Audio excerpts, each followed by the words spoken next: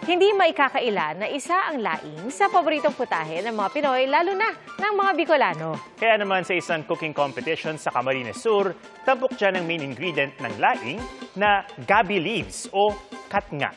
Saksi si Jessica Calinog ng GMA Regional TV.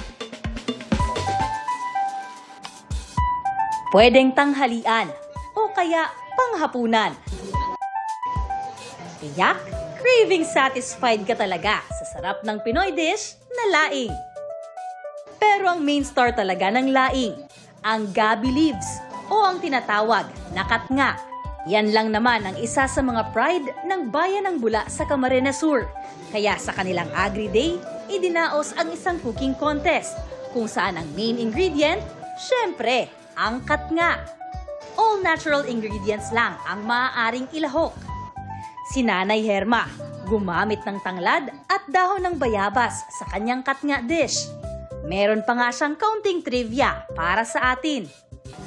Ang naman ako po sa lola ko, ang dahon at saka yung stem, pwede siyang ibugtak para mawara ang gatol. Yan po. Opo ma'am, na-try ko na po. Effective po talaga. Pero hindi ko po yan gamit. Sa 8 residenteng naglaban-laban, isang dish ang nagwagi sa panlasa ng judges.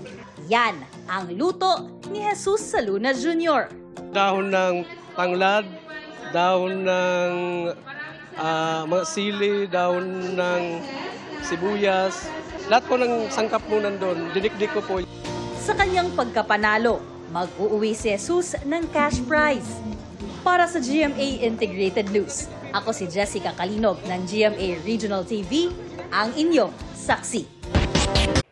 Mga kapuso, sama-sama tayong maging saksi. Mag-subscribe sa GMA Integrated News sa YouTube at para sa mga kapuso abroad, samahan niyo kami sa GMA Pinoy TV at sa www.gmanews.tv.